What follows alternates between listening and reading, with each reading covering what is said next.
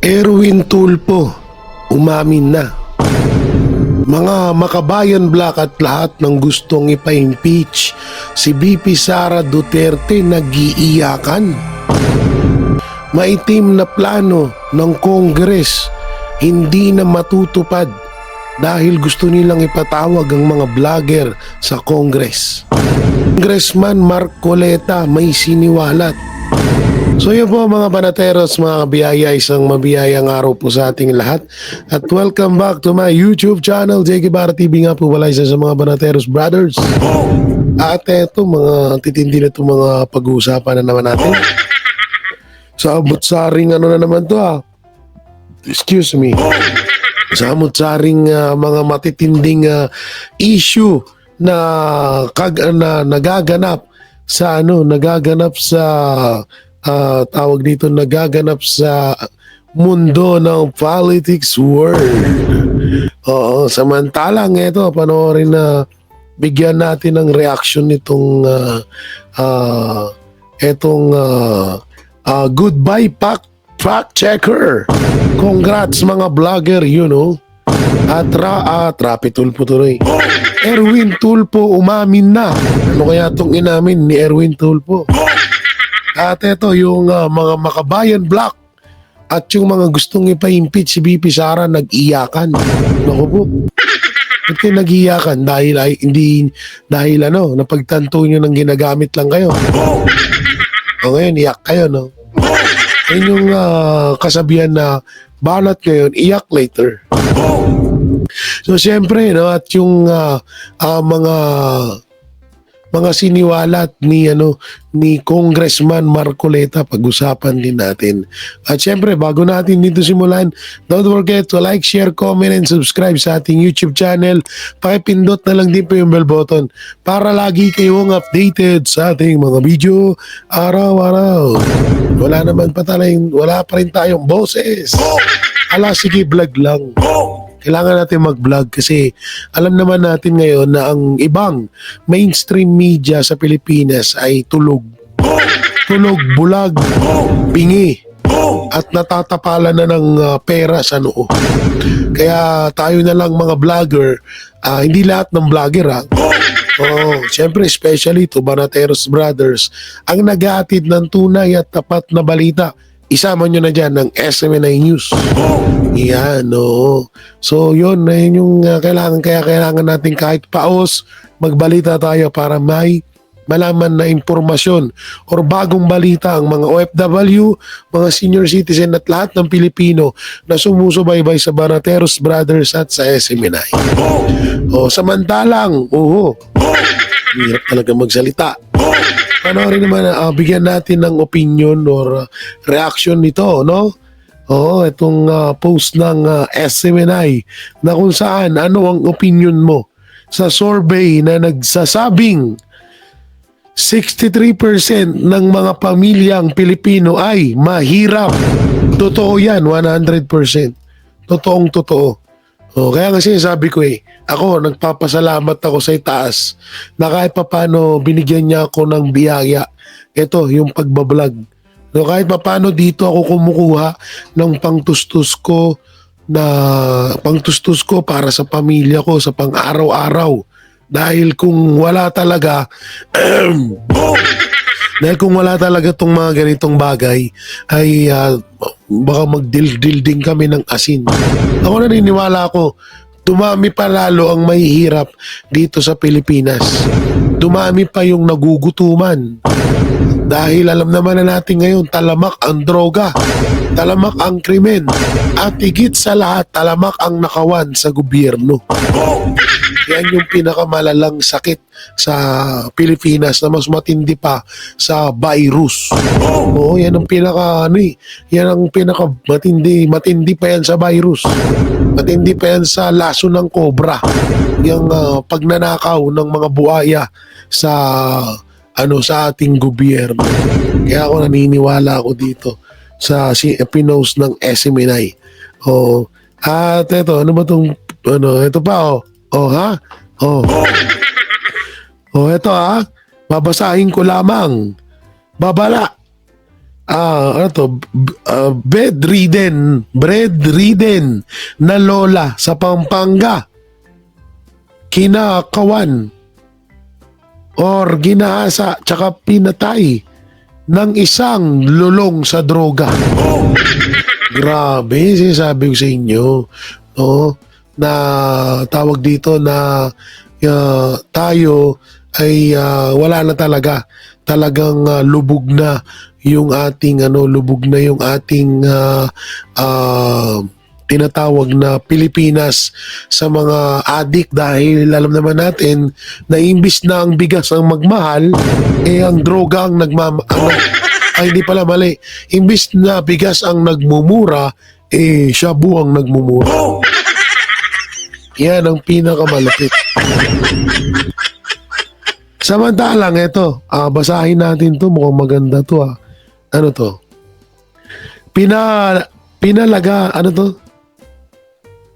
Pinalangga namong Dabawenyo sa makausap hindi ko kayang basahin to. Na medyo mahirap basahin to, no. Tong post ni tawag dito ni Basti Duterte. Ano pa bang mga ibibigay natin na ipapasilip natin? Ano naman to? Eto, yung sinabi ni Attorney Rodriguez. Ninakaw ng administrasyon ang nawawalang 117 billion pondo ng PDIC. Grabe to, ano? PDIC. Alam niyo, naniniwala ako dito kay kay Attorney Rodriguez, dahil alam naman natin na hindi to malayo sa mga Marcos noon. Kaya kung may sasabihin man tayo na may nakakaalam ng kanilang sikreto, walang iba kundi si Attorney Rodriguez yun. Si Attorney Vic Rodriguez. Ayan, basahin natin. Bukod sa 60 billion pondo ng PhilHealth na inilagay, garapal at lantarang kinuha ng administrasyon ni Bongbong Marcos sa kaban ng ating bayan, ng ating bansa, para pondohan ang kapritso ng mga mambabatas. Nawawala ang 117 billion pondo ng PhilHealth deposit insurance, corruption. Patay na naman tayo nito. Imbis na mapunta sana to sa mga kababayan natin, parang mapupunta lang talaga sa wala. Yan na natin, malapit sabi-sabi nila. Ito, sabi-sabi lang naman. Sabi-sabi nila medyo saglitan na lang naman na daw yan. Hindi naman na daw tatagal na. Kaya hayaan na natin muna, ha. Sige, magnakaw lang kayo na magnakaw dyan. Sisipag na lang muna kami.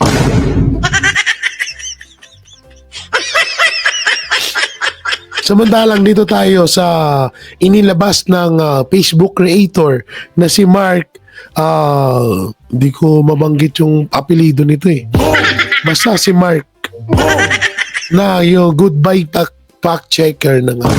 Alam naman natin ngayon na samut-sari samut-sari yung fake news, yung mga dami account, yung mga fact checker sa ating social media, lalong-lalo na sa Facebook. So napakaganda nitong ginawa ni Mark na to, na tinanggal niya. Yung nga lang, hindi pa rin mawawala ang mga fake news. So wala namang problema nun. Nandito naman kami para supalpalin at balasahin yung mga ganyan. So ito, panoorin natin. First, we're going to get rid of fact checkers and replace them with community notes similar to X. But the fact checkers have just been too politically biased and have destroyed more trust than they've created. Mukhang mag-iiyakan na itong mga pa-victim, na nagkukunya-kunya rin na sila daw ay nabibiktima ng mga fake news, pero ang totoo, tinatarget lang naman nila yung mga channel, yung mga pages na talagang sumusuporta sa mga Duterte. At ngayon, mag-iiyakan na sila dahil tatanggalin na po ng Meta, at may-ari mismo ng Meta na walang iba kundi si Mark Zuckerberg ang fact-checking all over the world. Kaya as you can see, katatapos na natin mag-workout. So yung setup natin dito sa bahay, medyo gumawa na lang tayo dito na may boxing may punching bag, meron tayo dito mga workout equipment para hindi na tayo lalabas eh. Actually, nakapag ano tayo dyan eh. Alam nyo naman, dito sa atin, sa Pilipinas, may mga tinatawag tayong mga fact checkers, no? Yung mga fact checkers na yan, katulad ng sa Rappler, alam ko mayroon, sa TV5, alam ko mayroon silang sariling agency kung saan nagpa-fact check ng mga contents na ipinopost natin na video or mga vlogs diyan sa Facebook, no? At kung matatandaan natin, mga kababayan, sinasabi nila na sila yung mga fact checker, sila di umano yung nagta-traffic, no? Nagta-traffic nitong mga ipinopost natin diyan sa, especially diyan sa Facebook daw, ha? Pero kung matatandaan natin, mga kababayan, parang mayroon silang tinatarget lang na mga particular na mga vloggers or content creators, at nakikita natin yan noong mga nagdaang panahon ay tinatarget lang talaga nila itong mga content creators na sumusuporta sa mga Duterte. So, katulad na lang ni Banat Bay, si Sas Rugando Sasot, si Crisette Loretta Chu, at iba pang mga vloggers. Sila Doc Loring Badoy, yan yung mga paborito nilang sabotahihin yung mga pages. Na nagpo-post dyan sa Facebook. So, now, alam naman natin na ang karamihan na nagmamay-ari ng mga fact-checking agency na yan ay talagang may konektado dito sa tinatawag natin ng mga dilawan, no? Yung mga Liberal Party na alam naman natin ngayon na parang kasapakat or kakampi na nila ang kasalukuyang administrasyon. Tinatarget nga nito yung mga content creators na gumagawa ng mga content na hindi pumapabor sa kanilang kagustuhan o hindi pumapabor sa kanilang mga ginagawa, no? At isa tayo dyan sa mga nabibiktima. Isa tayo sa mga nabibiktima dyan dahil tayo ay nagpo-post din sa Facebook kahit paano, at nakikita na lang natin na take down na yung ating post at hindi na tayo makapag-post ng isang linggo, ng isang buwan, and so on and so forth. Pero ngayon, mga kababayan, mukhang mag-iiyakan na itong mga so-called fact-checkers na Sabihin ko sa inyo, yung mga fact-checker na yan, ano rin yan, sinasahuran din yan, nakala nyo ba? Totoo yan. May mga sahod yung mga yan. Ikaw ba naman aaksyahin mo sa panahon ngayon natin, wala nang tao na mag-aaksaya ng panahon na magpapak-checker na walang kinikita. Oo. Ang masama kasi dito sa fact-checker na to, puro lang mga post na again sa administrasyon yung binubura, at puro lang yung mga dapat na ibalita, or halimbawa nag-post ka about sa nangyari sa KOJC, at ayaw nila ng ganun, ayaw nilang malaman yun, ayaw nilang ayaw nilang malaman ng taong bayan yun, isa pa rin yun. Halimbawa, may post ka na maganda na ginawa ng mga Duterte, o kalapat-dapat na malaman ng mga Pilipino na ginawa ng Duterte, yun, ganun din, sinasabutahe rin nila yun. So ito, napakaganda nitong gumawa ng Meta, natanggalin yung fact-checker na yan. Wala naman na talagang wala na ang kinaganda ngayon, patas na ang laban. Oo, ito yung pinakamaganda dun. Patas na ang laban at wala nang pwedeng humadlang sa mga lahat na ipopost natin. Dahil alalahanin nyo, ang mainstream media, bulag at bingi na.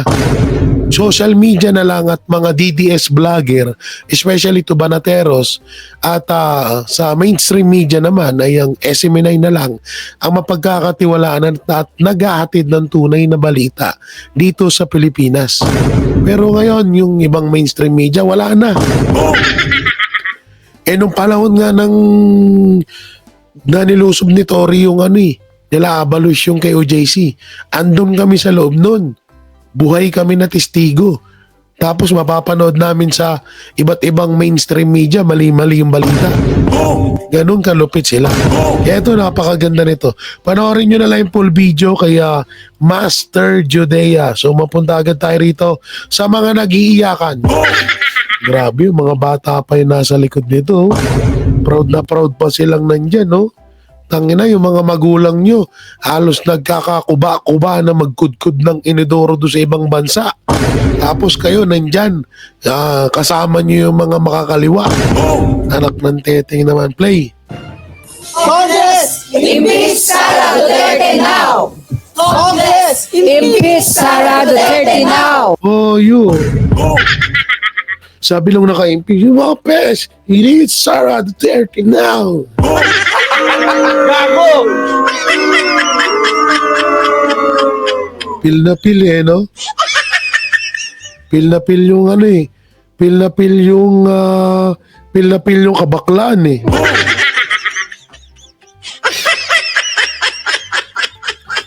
Tuwang-tuwa yung mga gago, oh. Pero yung mga magulang nyo, asar na sa inyo. Oh.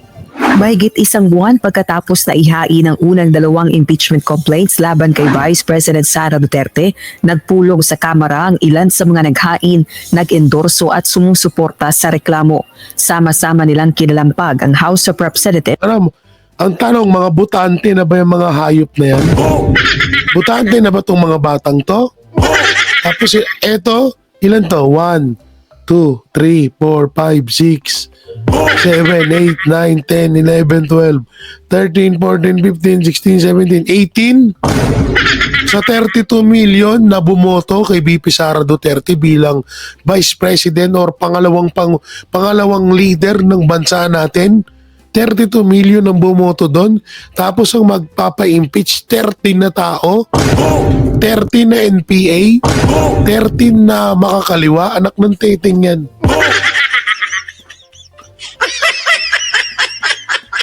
Proud na proud pa sila, oh.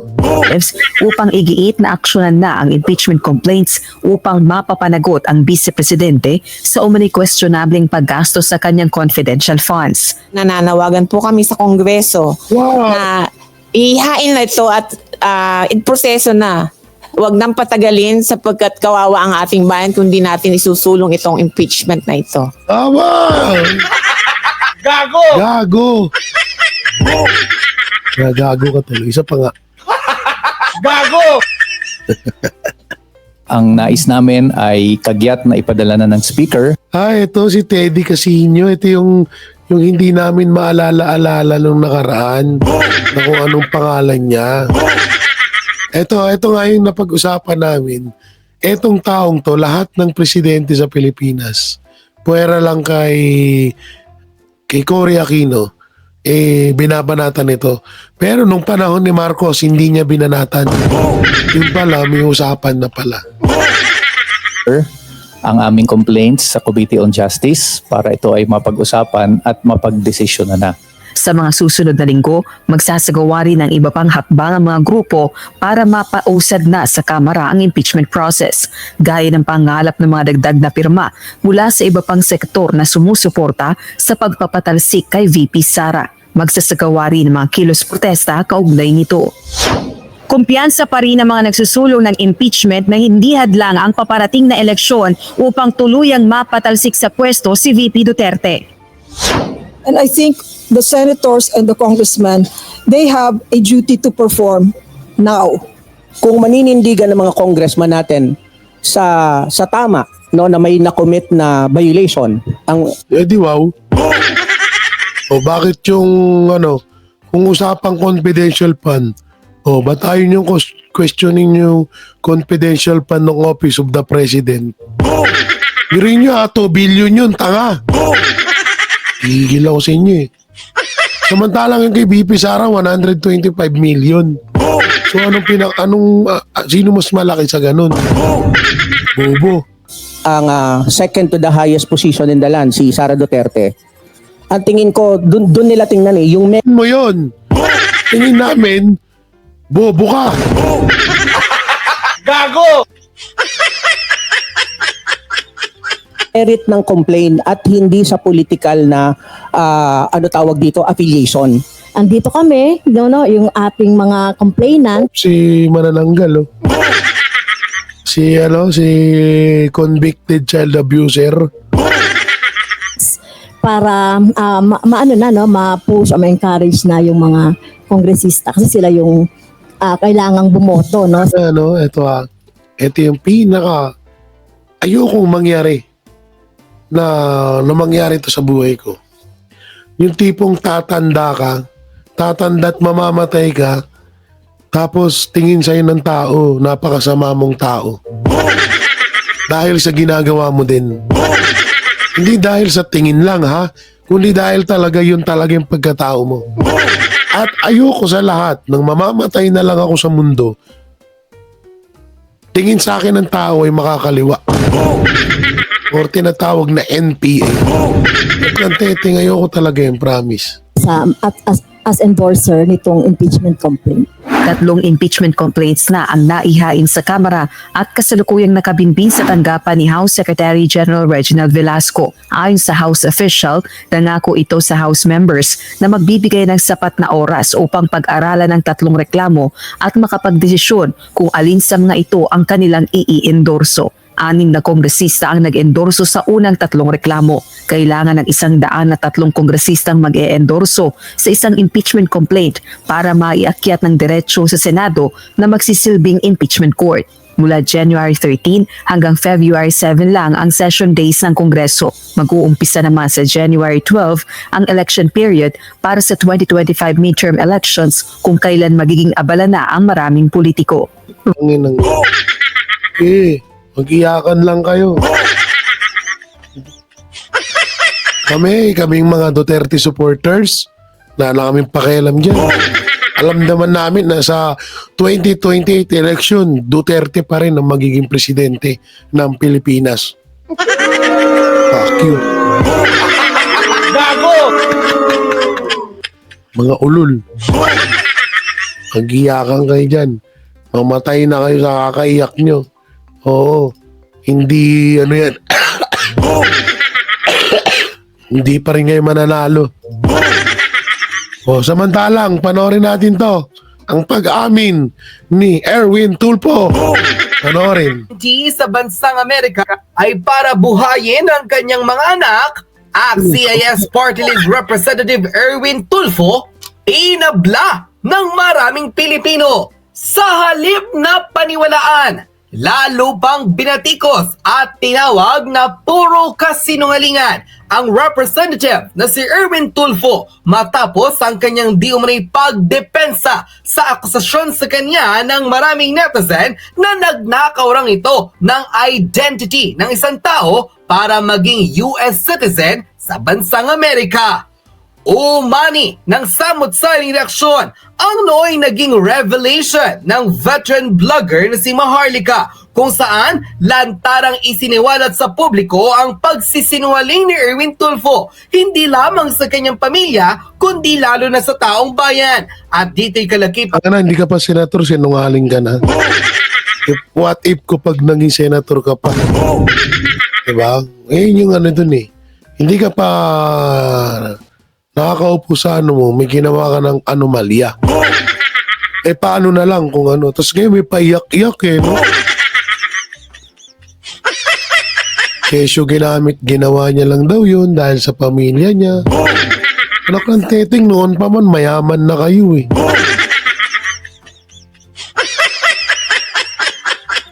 Makakatapos ba kayo ng mga pinag-aralan nyo ngayon kung hindi kayo mayayaman? Anak ng teteng naman pang mga ebidensya, isiniwalat mismo ng US vlogger na ninakaw di umano ni Erwin Tulfo ang personalidad na nagngangalang Erich Sylvester Tulfo. Ayon mismo kay Maharlika, mismo ang embahada ng Amerika ang nagpatunay na di umano'y pineke ng kongresista hindi lamang ang kanyang mga pasaporte, kundi lalo na ang mga dokumentong magpapatunay na tila nirenew pa ni Tulfo noong mid-2022 ang kanyang US citizenship. Kalakip ang mga ebidensyang nakita ngayon ng US Embassy na lehitimong dinaya niya ang kanyang pagkakakilanlan sa kanyang US passport sa Amerika. Kaya't ang kanyang naging programa sa punto asintado kung saan kinatiwiranan nito ang kanyang dahilan kung bakit ginawa ang di umano'y pagti-TNT sa Amerika, pinabla ng taong bayan. Ayon sa controversial comment post ng isang netizen online kung saan tinawag na magnanakaw ang kongresistang si Erwin Tulfo, "Hoy, buang ka na Erwin Tulfo! Hindi lang ikaw ang nagsusumikap na OFW para Tama. Kasi ito malaking sampal to hindi naman malaking sampal sa mga Tulfo.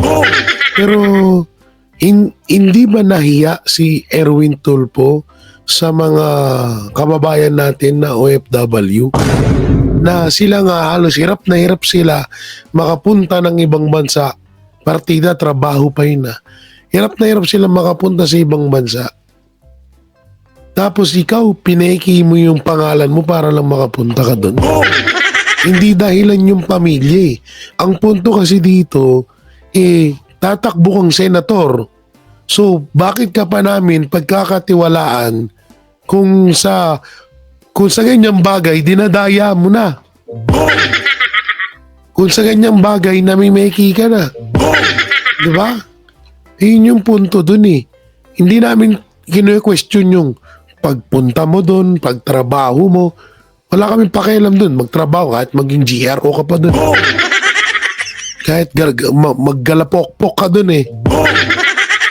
Wala kaming pakialam dun. Ang amin dito is, bakit mo iniba? Bakit mo niloko? Ba't ka nanloko? Una-una na kilala ka bilang isang Pilipino. Das kilala ka bilang isang Tulfo. Kilala ka bilang tumatakbong senator. Kilala ka bilang congressman. Bilang ACT party list. So, yung kahihiyan ba? Diba? Nakakahiya yung ginawa mo. Yun yung hindi magets ni Erwin Tulfo na sana magets mo yan bandang huli. Buhayin ng pamilya. Lahat ng mga Pinoy abroad, ganyan ang kwento. Ang kaibahan lang, ikaw, nagnakaw ng identity. Kami, dumaan sa butas ng karayom para makapag-ibang bansa at kumita ng dolyar. Saka hindi issue ang pagiging TNT ng mga OFW dahil marami ang ganyan. Kanya-kanyang diskarte. Ang tanong, sino si Erwin Sylvester Tulfo? Bakit mo ninakaw ang pagkatao niya para lang maging US citizen ka?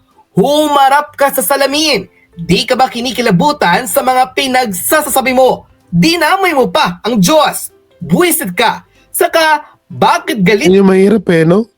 Buko ka na. Mahirap talaga eh. Hindi ako iritang-irita ako sa ganyan. Yung tipong aminado ka na sa sarili mo na nagkamali ka.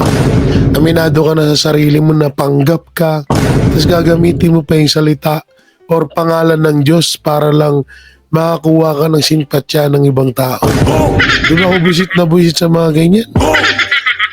Oo, kita mo yung mga ibang politiko.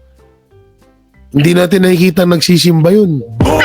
Katulad nung si Abalos.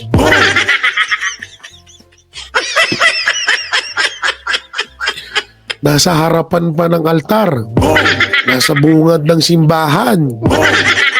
Pero, yung winalangya niya na mga nagsisimba doon sa KOJC compound, tinarantado niya, winalangya niya, sinira pa nila yung simbahan.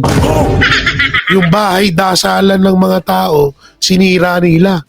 Tapos ngayon, sasabihin nyo, baka Diyos kayo. Tangna nyo. Gago! Kupal ka ba? Diba? Kabubuhan, diba? Tanga na pagkatapos mo sirain yung simbahan ng mga tao doon. Ngayon, papamukha mo sa amin, maka-Diyos ka. Wala kayong makikengkoy. Ha? Kaya kahit anong power effect nyo, kabisado na namin kayo eh. Ito si Erwin Tulfo, isa to sa, kaya ako nagkakaganito. Isa to sa mga inidolo ko eh. Tapos bandang uli, isa to sa mga inidolo ko na iniidolo rin nila ang mga Duterte. Ngayon, na iba na yung nakaupo, iba na yung presidente, iba na yung may kapit ng kapangyarihan, biglang bumaliktad. Labas dito si Ben Tulfo ha. Si Ben Tulfo, bali-balik ta rin man ang mundo, iboboto ko yun, eto si Erwin, hindi. Dahil alam ko, ibang-iba si Ben Tulfo sa kanila. Tandaan yan. O eto, wala akong pakialam dito.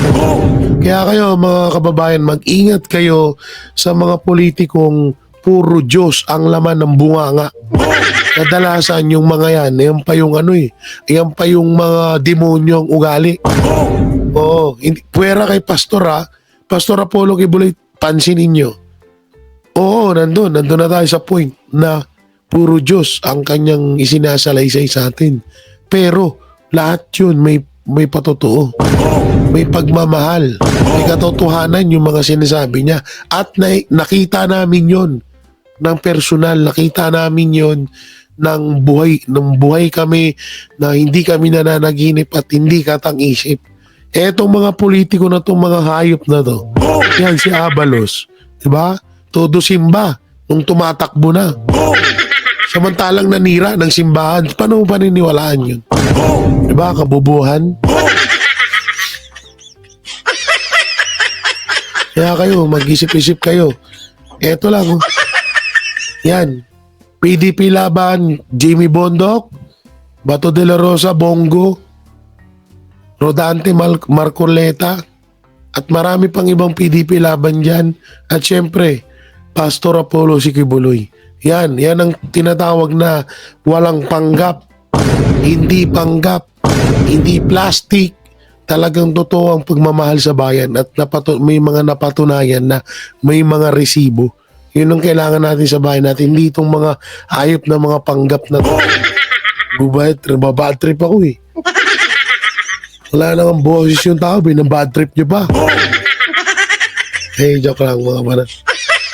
Joke lang po mga kababayan. Pinapatawa ko lang ho kayo, no? So yun, anong may kukomento nyo sa mga napag-usapan natin? Comment nyo lang po dyan sa baba. Siyempre, don't forget to like, share, comment, and subscribe sa ating YouTube channel. Pakipindot na lang din po yung bell button para lagi kayong updated sa ating mga video araw-araw. Mega love shoutout sa lahat ng OFW, hero abroad, saan man panig ng mundo, sa ating mga mahal na senior citizen at sa lahat na sumusubaybay sa Banateros Brothers at sa SMNI. Ingat po kayo palagi. God bless and peace and bye-bye. Yan ang Banateros, walang inuurungan. Pag tama palakpakan, pag mali ay babanatan. Yan ang Banateros, boses ng ordinaryong Pilipino. Banateros ay walang makakaawan, walang inuurungan. Banateros ay tinutulungan.